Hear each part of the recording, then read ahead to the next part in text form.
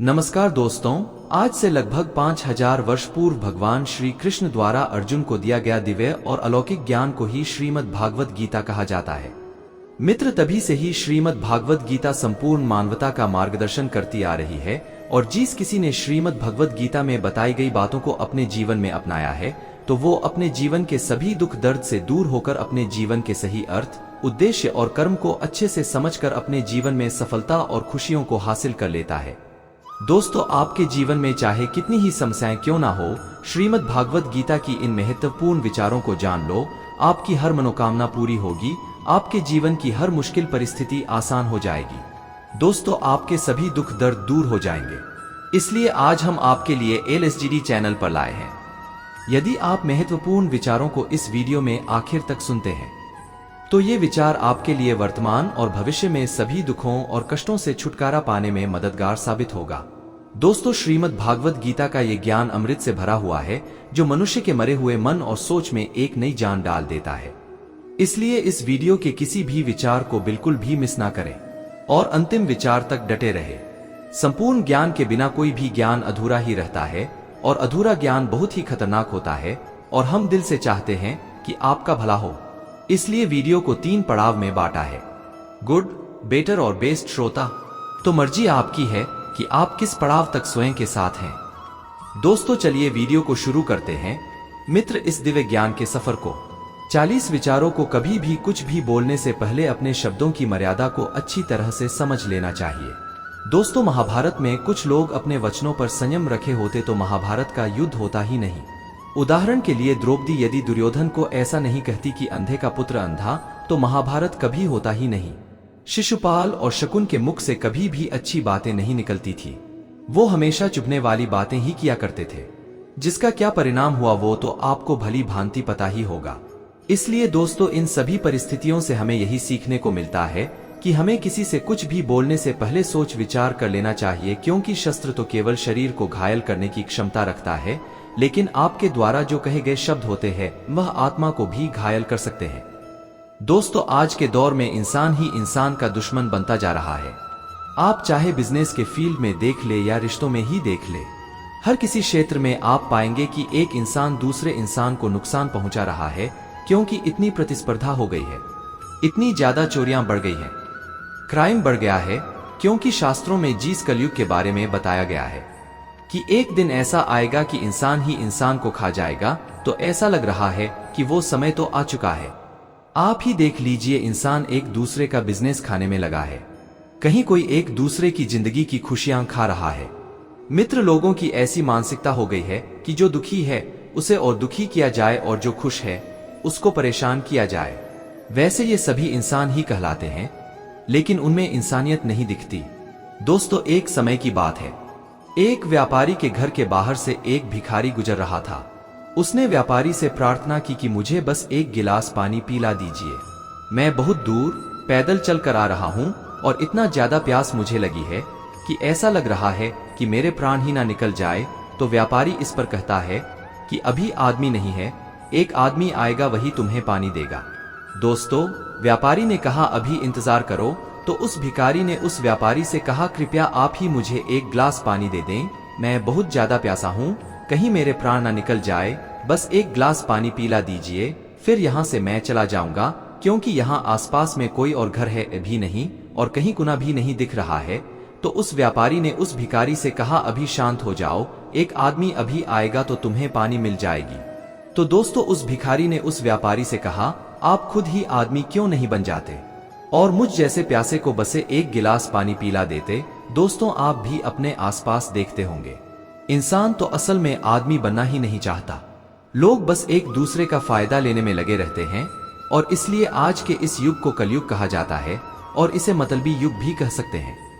दोस्तों, जहां लोग सिर्फ एक दूसरे से इसलिए जुड़े होते हैं कि बस उनका मतलब निकल जाए। मित्र, जो भी मनुष्य केवल फल की कामना करते हुए ही कर्म करता है तो वह कर्म के बंधनों में बंध जाता है। दोस्तों, क्रोध से मनुष्य का सब कुछ बर्बाद हो सकता है। जो क्रोध करता है उसका कोई मित्र नहीं बन पाता। ऐसा इसलिए क्योंकि हर कोई उससे दूर भागना चाहता है और इसी कारण उसके सारे रिश्ते खत्म हो जाते हैं। जो व्यक्ति अपने क्रोध को अपने वश में नहीं रख पाता, वो अपने जीवन में किसी भी चीज पर नियंत्रण ही नहीं रख सकता। क्रोध करना इसलिए व्यर्थ है क्योंकि जब आप क्रोध में होते हैं और अपनी प्रतिक्रिया देते हैं, तो इसका अर्थ है कि परमात्मा ने जो नियम यानी कि कर्म का सिद्धांत बनाया है। दोस्तों, भगवान श्री कृष्ण कहते हैं कि क्रोध से व्यक्ति की सभी सोचने की क्षमता खत्म हो जाती है। इसका परिणाम यह होता है कि ज्यादा क्रोध करने से उस व्यक्ति की स्मृति खत्म हो जाती है और वह स्मृति भ्रम में पड़ जाता है, और स्मृति भ्रम से उसकी बुद्धि व्यग्र हो जाती है, और बुद्धि के नष्ट होने से व्यक्ति अपना सब कुछ नाश कर बैठता है। कोई व्यक्ति यदि आपके दिल को बार बार चोट पहुंचता है तो आपको क्या करना चाहिए? तो आपको कभी भी उन्हें माफ नहीं करना चाहिए। दोस्तों, उदाहरण के लिए आप महाभारत के संदर्भ में देखें तो युधिष्ठिर ने दुर्योधन को हर बार माफ किया, जिसका नतीजा ये हुआ कि उसे अपने जीवन में बड़े बड़े दुखों का सामना करना पड़ गया। मित्र, वैसे कोई व्यक्ति अगर एक बार गलती करता भी है तो माफ किया जा सकता है, लेकिन वही व्यक्ति उस गलती को बार बार करे और आप उसे हर बार माफ करते रहते हैं, तो इससे यही साबित होता है कि वो आपका बस नुकसान चाहता है, क्योंकि बार बार गलती करना उसकी आदत हो चुकी है, और इसलिए माफ करने के मामले में बहुत ज्यादा दयालु नहीं बनना चाहिए। दोस्तों, यदि आप किसी को एक बार माफ कर भी देते हैं तो आपको आगे चलकर उससे सावधान रहना चाहिए, क्योंकि किसी आजमाए हुए को दोबारा से आजमारा मुंह में मिट्टी डालने के समान होता है। किसी को उसी हद तक माफ करना चाहिए या आप कहें बेवकूफ ही ना लगने लग जाए। दोस्तों, आपने गुण श्रोता पड़ाव को पार कर लिया है, यानी इस ज्ञान के सफर को आप अच्छे से सुन रहे हैं। अब चलिए अगले पड़ाव को जारी रखते हैं। जब आप मेरा तेरा छोटा बड़ा अपना पढ़ाया इन सभी विचारों को अपने मन से मिटा देते हैं तो सभी आपके हो जाते हैं और आप सबके हो जाते हैं। दोस्तों, मनुष्यों को सुख और दुख दोनों ही स्थितियों में अपने मन को एक समान भाव रखना चाहिए। वैसे हमारे जीवन में जब खुशियां आती है तो उसका हम बढ़ चढ़ कर स्वागत करते हैं। बिल्कुल उसी तरह हमारे जीवन में जब दुख आए तो जिस तरह से आपने सुख का स्वागत किया, उसी तरह से दुख को भी एक समान भाव से स्वीकार करना चाहिए, क्योंकि हमारा जीवन तभी पूर्ण होगा जब जीवन में सुख और दुख दोनों ही होंगे। दोस्तों, महाभारत का युद्ध जब समाप्त हुआ तो पांडवों में सबसे श्रेष्ठ भाई यानी कि युधिष्ठिर हस्तिनापुर की राजगद्दी संभाले और भगवान श्री कृष्ण वापस अपने नगर द्वारका लौट रहे थे। बस पांडव नहीं चाहते थे कि भगवान श्री कृष्ण द्वारका जाए, इसलिए सभी पांडव बहुत ज्यादा दुखी थे, क्योंकि श्री कृष्ण को वो अपने शरीर के हिस्से की तरह ही मानते थे। जिस तरह से शरीर का कोई हिस्सा अगर अलग हो जाता है तो उसी तरह का भाव उन्हें हो रहा था। लेकिन श्री कृष्ण को तो अपने नगर द्वारका वापस लौटना ही था, फिर भी भगवान श्री कृष्ण एक एक कर सभी से मिल रहे थे। दोस्तों, सभी लोग उनसे मिलकर कुछ न कुछ उपहार भगवान श्री कृष्ण को दे रहे थे, और अंत में पांडवों की माता यानी कि श्री कृष्ण की बुआ कुंती उनसे मिलते हैं तो श्री कृष्ण कहते हैं, बुआ, आपने मुझसे आज तक कुछ भी नहीं मांगा है और आपकी जो भी इच्छा है आप मुझसे मांग सकते हैं। दोस्तों, तब इस पर कुंती की आंखों में आंसू छलक आए और कुंती कहती है, श्री कृष्ण, तुम अगर मुझे कुछ देना ही चाहते हो तो मुझे बहुत सारा दुख दे दो। तब श्री कृष्ण को बहुत ही आश्चर्य हुआ और उन्होंने पूछा, ऐसा क्यों? बुआ, तुम्हें केवल दुख ही दुख क्यों चाहिए? इस पर कुंती कहती है कि जब जीवन में दुख आता है पुत्र, उस वक्त तुम्हारा स्मरण भी आता है, क्योंकि दुख की घड़ी में ही लोग ईश्वर को याद करते हैं, और जब सुख के पल होते हैं तो व्यक्ति शायद ही कभी भगवान को याद करता है। इसलिए पुत्र, मैं चाहती हूँ कि तुम मुझे केवल दुख ही दुख दो, ताकि तुम मुझे हमेशा याद आओ और मैं तुम्हारी पूजा प्रार्थना कर पाऊंगी। दोस्तों, एक बार की बात है, एक आदमी सागर किनारे घूमने गया कि तभी उसकी नजर अचानक से एक डंडे पर जाती है, जो कभी बहते बहते किनारे पर लग गई होगी। वो उस डंडे को देखकर बहुत ही ज्यादा खुश हो जाता है और उस डंडे को उठा लेता है और उस डंडे को लेकर टहलने लग जाता है। धूप इतनी ज्यादा थी, उसको सागर में नहाने का मन कर गया। दोस्तों, उसे ऐसा लगने लगा कि उस डंडे को सागर के किनारे रखकर अगर वो नहाने जाएगा तो हो सकता है कोई उस डंडे को लेकर चला जाए, क्योंकि वो डंडा सोने का था, इसलिए वो डंडे को अपने हाथ में लेकर ही नहाने लग गया। तभी अचानक से एक ऊंची लहर आती है और उस डंडे को बहाकर दूर कहीं ले गई और वो व्यक्ति बहुत ज्यादा अफसोस करने लगा और रोते रोते किनारे पर जाकर बैठ गया। कुछ देर बाद एक संत उस रास्ते से होकर जा रहे थे। वसंत ने उस व्यक्ति को उदास और रोता हुआ देखकर पूछा, मित्र, तुम इतना उदास और दुखी क्यों दिख रहे हो? तो वो आदमी कहता है, स्वामी जी, मैं जब नहा रहा था ना तो मेरे हाथ में जो सोने का डंडा था उसे सागर ने बहाकर कहीं और ले गया और वो डंडा मुझे नहीं मिल रहा। तो संत ने पूछा, आखिर तुम डंडा लेकर क्यों नहा रहे थे? दोस्तों उस व्यक्ति ने कहा, अगर मैं उस डंडे को लेकर नहीं नहाता और किनारे पर रख देता तो कोई भी आकर उसे ले जा सकता था। क्योंकि वो डंडा सोने का था तो स्वामी जी ने पूछा कि आखिर तुम उस डंडे को लेकर नहाने के लिए क्यों गए थे? तो साधवी ने कहा, मैं उस डंडे को लेकर नहीं आया था, बल्कि डंडा मुझे यहीं पर मिल गया था। दोस्तों इस पर स्वामी जी जोर जोर से हंसने लगे और बोले कि जब डंडा तुम्हारा था ही नहीं तो फिर तुम रोते क्यों हो, और तुम उस चीज के लिए रो रहे हो जो तुम्हारा कभी था ही नहीं। तो मित्रों ऐसा ही होता है कि कभी कभी कुछ खुशियां आप बहुत श्रम करते हैं या कष्ट करते हैं तभी मिल पाती है, और कभी कभी कुछ यूं ही मिल जाती है। दोस्तों जो खुशियां आपको ऐसे ही अनायास मिल जाती है या परमात्मा की तरफ से मिलती है, उसे संजोकर रखने में आपके पास समय ही नहीं होता, और मनुष्य सुख देने वाले उन चीजों को जुटाने में व्यस्त है जो उसके पास है ही नहीं, जैसे आलीशान घर, बंगला, शानदार कार, स्टेटस, पावर आदि। और वो इस सच्चाई को नजरअंदाज करने में लग जाता है कि एक ना एक दिन इन सभी चीजों को छोड़कर उसे अगले सफर पर निकल जाना होगा। दोस्तों भगवान श्री कृष्ण कहते हैं कि तुम्हारा क्या गया था जो तुम रोते हो? तुम क्या लाए थे जो तुमने खो दिया? तुमने क्या पैदा किया था जो नष्ट हो गया? तुम ना तो कुछ लेकर आए थे और ना ही तुम्हें कुछ लेकर जाना होगा। मित्र किसी को भी वह यही पड़ दिया है, क्योंकि तुम खाली हाथ ही आए थे और तुम्हें इस संसार को छोड़कर खाली हाथ ही जाना होगा। दोस्तों आज जो तुम्हारे पास है ना कल किसी और के पास था और परसों किसी और के पास होने वाला है, और तुम बेकार ही उसे अपना समझ कर बैठे हो, और यही तुम्हारी प्रसन्नता का भ्रम तुम्हारे सभी दुखों का कारण होता है। मित्र मनुष्य को अध्यात्म से जोड़ना चाहिए। ऐसा इसलिए क्योंकि आध्यात्मिक ज्ञान ही उसके जीवन को शांति और सुकून की ओर ले जा सकता है। ये आध्यात्मिक ज्ञान ही उसे मानसिक और आत्मिक रूप से मजबूत बना सकता है। इसलिए परमात्मा पर विश्वास रखना चाहिए और उनके द्वारा दी गई शिक्षाओं को अमल में लाना चाहिए। दोस्तों जीवन में हम जब किसी का भला कर देते हैं तो हमें उस चीज का घमंड नहीं करना चाहिए और ना ही यह एहसान जताना चाहिए कि हमने तो उसका भला कर दिया है, क्योंकि जब हम एहसान जताने लग जाते हैं तो ऐसा कर्म व्यर्थ हो जाता है और उससे जो यश मिलती है वो भी किसी काम की नहीं रहती। हमें कभी भी ये घमंड नहीं करना चाहिए कि हमने ना जाने कितने लोगों को या कितने जीवों की मदद की है।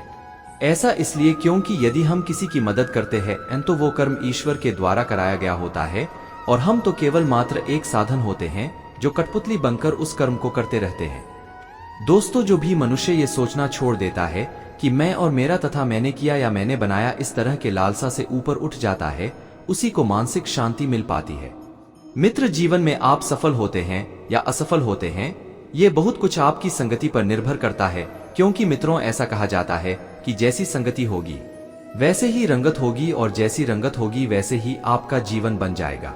आप चाहे कितने ही अच्छे क्यों ना हो, लेकिन यदि आपकी संगति बुरे लोगों से है तो आपकी बुरी संगति आपको बर्बादी की ओर ले जाएगी। लेकिन आप चाहे कितने ही बुरे क्यों ना हो, लेकिन आप अगर अच्छे लोगों के साथ अपनी संगति रखते हैं और इसके साथ साथ आप अच्छे लोगों की सुनते भी हैं, तो अवश्य ही आपका जीवन आबाद हो जाएगा। दोस्तों उदाहरण के लिए आप महाभारत में ही देख लीजिए। महाभारत के एक पक्ष में कौरव थे और कौरव के साथ कौन थे? शकुनी जैसे लोग थे, और वही दूसरी तरफ पांडव थे जिनका साथ भगवान श्री कृष्ण दे रहे थे। मित्रों यदि आपने शकुनी मामा जैसे लोगों के साथ अपनी संगति बना रखी है तो आप सही और गलत समझने की बुद्धि विकसित नहीं कर पाएंगे।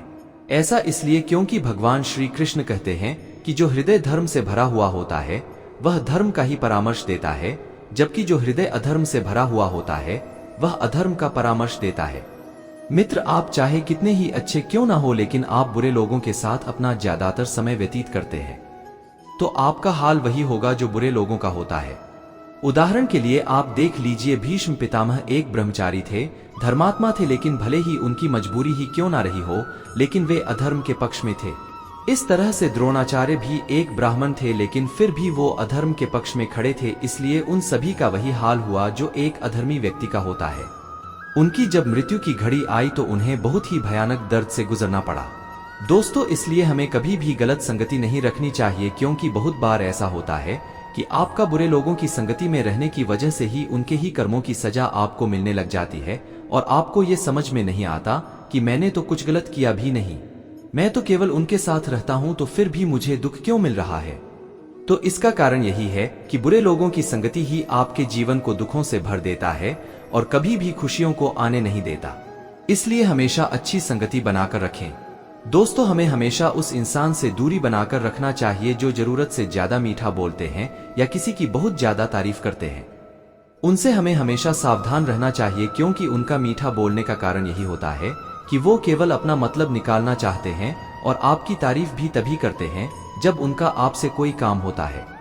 इस बात को हमेशा के लिए अपने मन मस्तिष्क में बैठा ले कि आपको जीवन में कभी भी मुफ्त में तारीफ नहीं मिलने वाली, क्योंकि यदि कोई आपकी तारीफ कर रहा है तो इसके बदले में आपको कुछ ना कुछ तो अवश्य ही चुकाना पड़ेगा। दोस्तों, भगवान कहते हैं कि जो आपकी बहुत ज्यादा ही तारीफ करते हैं या बहुत ही ज्यादा मीठा बोलते हैं, उनसे हमें सदैव बचकर रहना चाहिए। लोगों की बातों पर या इधर उधर की बातों पर आप जितना ज्यादा ध्यान देंगे, आपका आत्मविश्वास यानी कि स्वयं पर विश्वास कम होता चला जाएगा। मित्र, अपने मार्ग को स्वयं ही तय करना चाहिए। जिंदगी में किसी भी समय कुछ भी हो सकता है, क्योंकि ये जिंदगी सीमित है, इसलिए अपने मूल्यवान समय को व्यर्थ ही बर्बाद नहीं करना चाहिए। यदि आपका बीता हुआ समय बहुत बुरा था तो कल को याद करके अपने मन को दुखी करने से अच्छा है कि उस अतीत से हम सीख लें और अपने वर्तमान के कीमती समय में बनने के लिए प्रयत्न करें, ताकि आपके उज्जवल भविष्य का निर्माण हो सके। इसके लिए ईश्वर पर भरोसा रखना होगा। आने वाले कल में क्या होगा इसकी चिंता न करके इसे ईश्वर पर छोड़ देना चाहिए, और जितना अधिक हम पुरुषार्थ करेंगे तो हमारे लिए स्वर्ग के मार्ग का खुलना उतना ही ज्यादा आसान होता चला जाएगा। दोस्तों, लोगों की बातों पर या इधर उधर की बातों पर आप जितना ज्यादा ध्यान देंगे, आपका आत्मविश्वास यानी कि स्वयं पर विश्वास कम होता चला जाएगा। इसलिए सबसे पहले तो आपको खुद पर विश्वास रखना चाहिए और खुद के दम पर आगे बढ़ने की कोशिश करनी चाहिए और स्वयं ही अपने मार्ग को तय करना चाहिए। मित्र, जिंदगी में किसी भी समय कुछ भी हो सकता है, क्योंकि ये जिंदगी सीमित है। इसीलिए अपने मूल्यवान समय को व्यर्थ ही बर्बाद नहीं करना चाहिए। यदि आपका बीता हुआ समय बहुत बुरा था तो कल को याद करके अपने मन को दुखी करने से अच्छा है कि उस अतीत से हम सीख लें और अपने वर्तमान के कीमती समय में उससे बेहतर बनने के लिए प्रयत्न करें, ताकि आपका उज्जवल भविष्य का निर्माण हो सके। इसके लिए ईश्वर पर भरोसा रखना होगा। दोस्तों, आने वाले कल में क्या होगा इसकी चिंता न करके इसे ईश्वर पर छोड़ देना चाहिए, और जितना अधिक हम पुरुषार्थ करेंगे तो हमारे लिए स्वर्ग का मार्ग खुलना उतना ही ज्यादा आसान होता चला जाएगा। दोस्तों, भगवान श्री कृष्ण ना तो किसी को अपना कम प्रिय मानते हैं और ना ही अधिक वो ज्ञान जो केवल मैं तक ही सीमित होता है वह व्यर्थ होता है। वह ज्ञान किसी औचित्य का नहीं जिससे समाज का भला ही ना हो सके। दोस्तों, भगवान श्री कृष्ण अर्जुन से कहते हैं, हे अर्जुन, तुम व्यर्थ में ही क्यों चिंता करते रहते हो और तुम भयभीत क्यों होते हो? क्योंकि ये आत्मा ना तो जन्म लेती है और ना ही आत्मा को कोई मार सकता है, और यही तुम्हारे जीवन का अंतिम सत्य है। मित्र, व्यक्ति का जो कर्म होता है वही कर्म या तो उस मनुष्य को ईश्वर के नजदीक ले जा पाता है या उसे ईश्वर से दूर करने का कारण होता है। इसलिए उचित यही है कि हमेशा अच्छे कर्म करते रहना चाहिए। दोस्तों, भगवान श्री कृष्ण कहते हैं, जिस किसी भी दान को अपना कर्तव्य समझकर किसी जरूरतमंद इंसान को दिया जाता है, वो दान ही सात्विक दान कहलाता है। जिसने अपने मन पर विजय प्राप्त कर ली है, उसी ने पहले से ही अपने मन की शांति को प्राप्त कर रखी है, और इसलिए वो परमात्मा को भी प्राप्त कर चुका होता है। ज्ञानी और विद्वान व्यक्ति के मन पर सुख, दुख, सर्दी, गर्मी और मान अपमान का कोई असर नहीं पड़ता। ऐसा क्यों? ऐसा इसलिए क्योंकि वो ज्ञानी या विद्वान व्यक्ति ना तो अपने किसी जीवित व्यक्ति के लिए चिंता करता है और ना ही किसी मृत के लिए शोक करता है। वो अपने कर्तव्यों को संपूर्ण ईमानदारी और निष्ठा के साथ निभाता है। मित्र, वैसे अपने कर्तव्य को पूरी निष्ठा भाव से और ईमानदारी के साथ करना और धर्म का अनुपालन करना सामूहिक रूप से किसी बड़े तप के समान होता है। 22.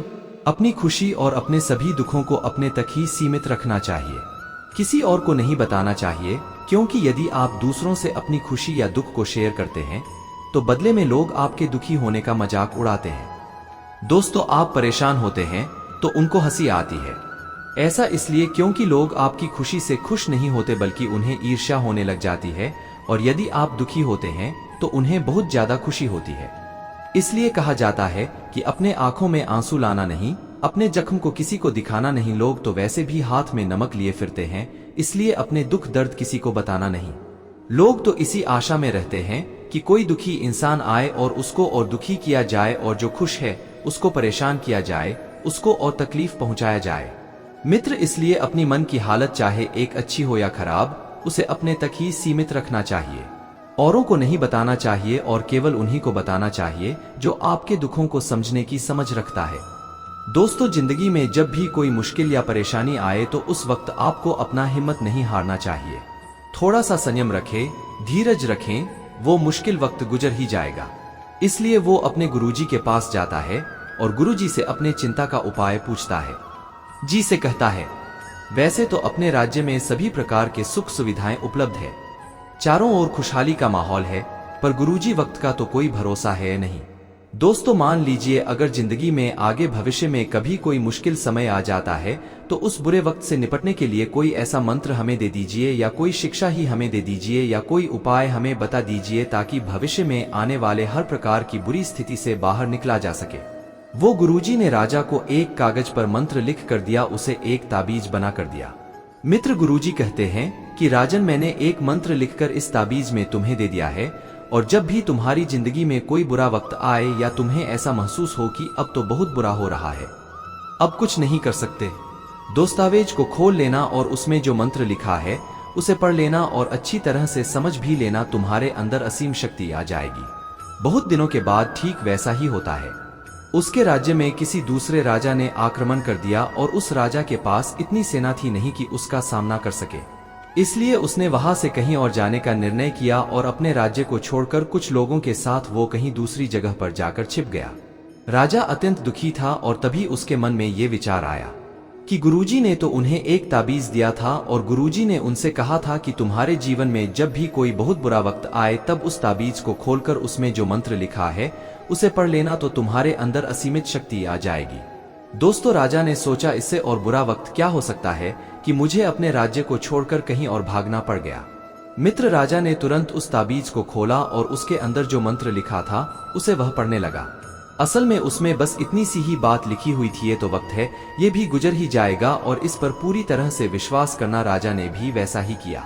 ऋषि द्वारा लिखी गई उस बात पर पूरी तरह से अपने विश्वास को जगाया और उसने विचार किया कि ये तो बुरा वक्त है, ये तो ज्यादा समय तक नहीं रहने वाला, ये भी टल ही जाएगा और इस वक्त मुझे हिम्मत नहीं हारनी होगी। इसलिए उस राजा ने अपने सैनिकों को वापस से इकट्ठा किया और एक विशाल सेना खड़ी कर दी और उस राजा पर हमला करने को निकल पड़ा। दोस्तों, राजा ने अपने संपूर्ण सामर्थ्य और कौशल से अपने खोए हुए राज्य को वापस ले लिया। इससे हमें यही सीख मिलती है कि जिंदगी में चाहे स्थिति कैसे भी हो, बुरा हो या अच्छा, वो हमेशा के लिए नहीं रहने वाला। आज नहीं तो कल वो वक्त गुजर ही जाता है। दोस्तों, समय चाहे कैसा भी हो, बदल ही जाता है। वैसे हमारी जिंदगी में न जाने कितनी ही बार दुख से भरा हुआ, मुश्किल से भरा हुआ समय आता है, लेकिन हम हर बार उस बुरे दौर से गुजर ही जाते हैं। मित्र, इसलिए जिंदगी में कभी भी कोई मुश्किल वक्त या दुख की स्थिति आए तो मन में ये विश्वास रखना चाहिए, ये तो वक्त है, ये आज नहीं तो कल गुजर ही जाएगा। इसलिए उस स्थिति में आपको अपनी हिम्मत जुटाना होगा और अपने अंदर संयम रखना होगा, तो आप बुरे से बुरे वक्त को भी आसानी से पार कर लेंगे। दोस्तों, भगवान श्री कृष्ण जी कहते हैं कि आज के कलयुग में कभी भी बहुत ज्यादा अच्छा बनना भी नुकसानदेह हो जाता है, क्योंकि आप बहुत ज्यादा यदि अच्छे बनते हैं तो दुनिया आपको लूट कर कंगाल बनाने में ज्यादा समय नहीं लगाएगी। इसके लिए आप पांडवों का उदाहरण ले सकते हैं, जिसमें आपको पता चल जाएगा कि बहुत ज्यादा अच्छा बनना भी आपको कई बार दुख भी दे सकता है। मित्र, वैसे तो पांडव हमेशा धर्म के मार्ग पर चला करते थे और कभी भी कोई गलत काम नहीं करते थे, लेकिन फिर भी उनका सारा राजपाट उनसे छीन गया। यहाँ तक कि उनकी पत्नी द्रौपदी के साथ जो हुआ उसे तो आप भली भांति परिचित हैं, और इतना ही नहीं, पांडवों को दीक्षा मांगकर अपना जीवन यापन भी करना पड़ा था। इसका मात्र केवल एक ही कारण था, ज्यादा ही अच्छे थे, और आज के परिप्रेक्ष्य में देखें तो संसार तो बहुत बदल चुका है। दोस्तों, जो भले इंसान होते हैं उसे लोग कमजोर मानने लग जाते हैं। यदि आप भी औरों के लिए अच्छा बनते हैं तो लोग आपके साथ उतना ही गलत व्यवहार करने लग जाते हैं, आपका इस्तेमाल भी करते हैं, और आप उनकी खुशियों के लिए तो कुछ भी करने को तैयार होते हैं, और वही लोग केवल आपसे फायदा लेने में लगे रहते हैं। तो आपको ऐसा लग सकता है कि औरों के नजरों में अच्छा नहीं बने तो क्या बुरे इंसान बन जाए। तो मित्रों, ऐसा नहीं है। आज के जमाने में यदि आपको खुश रहना है तो बहुत ज्यादा अच्छा बनने की आवश्यकता नहीं है। आप केवल सच्चे और अच्छे कर्म कीजिए और अपनी नजरों में अच्छे बने, ना कि दूसरों के नजरों में। दोस्तों, श्री कृष्ण जी कहते हैं, जो फल की कामना को त्याग देता है और निरंतर अपने कर्म करने में ध्यान लगाता है तो उस व्यक्ति का जीवन सुख और संतुष्टि से भर जाता है। जब भी आप अपने जीवन में खुद को अकेला महसूस करते हैं तभी सच्चाई को अच्छे से समझ लेना चाहिए कि आप इस संसार में केवल अकेले ही आए थे और आपको अकेले ही जाना होगा। दोस्तों, असल में यहाँ कोई आपका अपना नहीं होता। जिस माता पिता ने आपको जन्म दिया है उन्हें भी एक दिन इस संसार को और आपको छोड़कर जाना ही होगा। जब भी आपका कोई साथ छोड़ देता है तो आपको स्मरण में रखना चाहिए कि परमात्मा हमेशा आपके साथ रहते हैं, वो कभी भी आपका साथ नहीं छोड़ते। दोस्तों, भगवान श्री कृष्ण अर्जुन से कहते हैं कि हे अर्जुन, चाहे कोई व्यक्ति मुझे अपना माने या ना माने, लेकिन मैं उस इंसान का कभी साथ नहीं छोड़ता, क्योंकि संसार में सभी मनुष्य मेरे ही तो संतानें हैं, वो सभी परमात्मा का अंश कहलाते हैं। इसलिए तो मनुष्य को ईश्वर की संतान कहा गया है। इसलिए जब भी कभी आप अकेले पड़ जाए तो आपको अपने मन को दुखी नहीं करना है और ना ही कभी आपको डरना है कि अब क्या होगा। मित्र, आपको डर इस बात से होना चाहिए यदि आप किसी गलत इंसान के साथ रहते उसकी संगति करते हैं तो आपके जीवन में केवल दुख ही दुख मिलने वाला है, क्योंकि ऐसा कहा गया है। दोस्तों, श्रीमद् भागवत गीता का ज्ञान इस संसार के प्रत्येक मनुष्य के लिए बहुत ही आवश्यक हो जाता है जो खुद को अकेला मानता है और दुखी रहता है। दोस्तों, किसी बारे में क्यों व्यर्थ में चिंता करते हो या शोक करते हो? इससे तुम्हारी परेशानियां और बढ़ जाएंगी।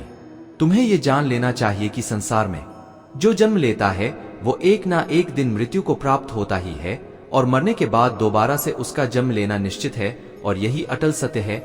इसलिए तुम्हें इसके बारे में शोक नहीं करना चाहिए, क्योंकि सत्य से तुम दूर भागकर नहीं जा सकते।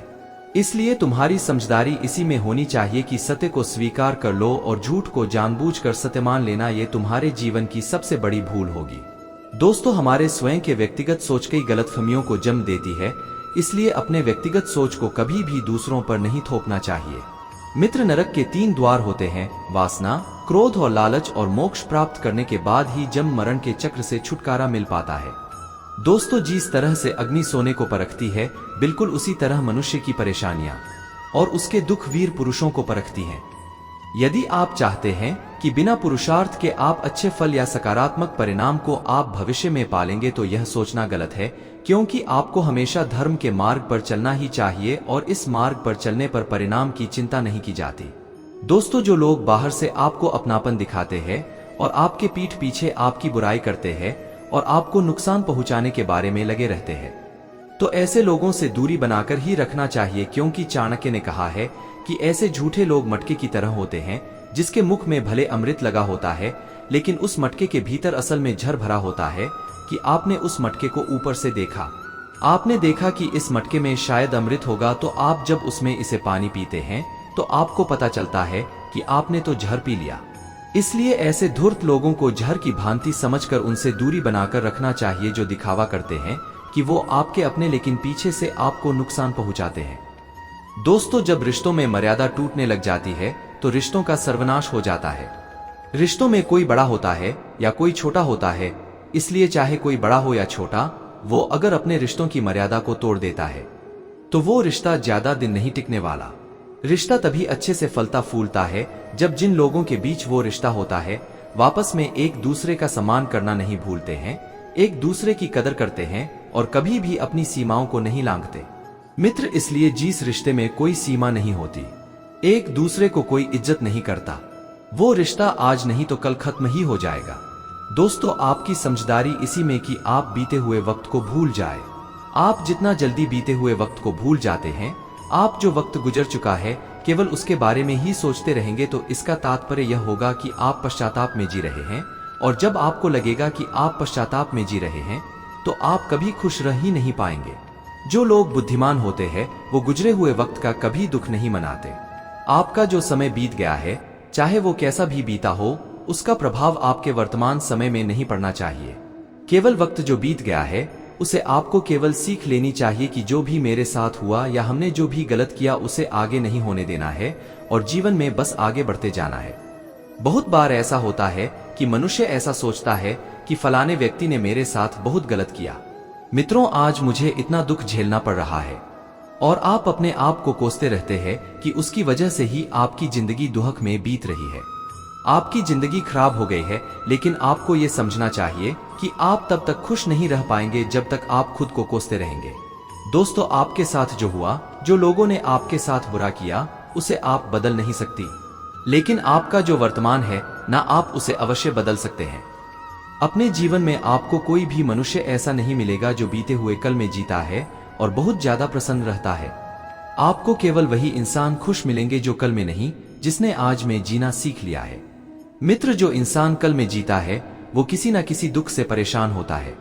यदि आप बीते हुए कल में जीते हैं तो आपकी ये आदत आपकी सारी खुशियां ही छीन लेंगी। दोस्तों, हमें अपने मन को शांत रखना सीखना होगा। ऐसा क्यों? क्योंकि यदि हमारा मन अशांत हो जाता है तो वो अशांत मन हमें जिंदगी में केवल दुख ही दुख देता है। सुख रही, लेकिन यदि आपका मन शांत है तो आपका जीवन प्रेम और आनंद से भर जाएगा। आपके जीवन में दुख और सुख क्यों आते हैं? इसका आने का कारण आपके मन को शांत या अशांत होना ही होता है। ऐसा इसलिए क्योंकि जब हमारा मन अशांत होता है तो वह दुखों को जन्म देता है, और जब हमारा मन शांत होता है तो परम आनंद की अनुभूति करवाता है। हमें अपने मन में कभी भी शंका नहीं रखनी चाहिए, क्योंकि इन शंकाओं की वजह से ही गलतफहमियों का जन्म होता है। और एक दिन ऐसा आता है कि हम यदि शंकाएं करने लग जाते हैं तो गलतफहमियों का पहाड़ बन जाता है। इसे होगा कि आपके जितने भी सुख चैन हैं वो सभी छिन जाएंगे। दोस्तों, भगवान श्री कृष्ण कहते हैं कि अपने मन को अपने काबू में रखना चाहिए, और जो भी मनुष्य अपने मन को वश में कर लेता है तो उसका वही मन उसका मित्र बन जाता है। जो अपने मन को वश में कर पाने में असमर्थ होता है तो उसका वही मन उसका सबसे बड़ा शत्रु बन जाता है। दोस्तों, अपने जीवन में कभी भी किसी की जरूरतमंद या मोहताज मत बनिए, क्योंकि जैसे आप किसी के जरूरतमंद हो जाते हैं या उसके बिना आपका कोई काम ही नहीं होता तो वो आपको दुख पहुंचाना शुरू कर देता है। वो आपका फायदा उठाना शुरू कर देता है, यहां तक कि आपको उसकी गुलामी भी करनी पड़ जाती है, क्योंकि उसे पता होता है कि आपका काम उसके बिना नहीं हो पाएगा। मित्र, भले ही आपने सामर्थ्य हो या आप खुद से इतना काम नहीं कर पाएंगे और वैसे भी आपको कोई अन्य नहीं मिल रहा है, तो वो इंसान आपको परेशान करना शुरू कर देता है। लेकिन जैसे ही उसको ये आभास हो जाता है कि आप अपना काम खुद करने के काबिल है या आपके पास और भी कई सारे ऑप्शंस है उस काम को करने के, तो वो चुपचाप अपना काम करता रहेगा।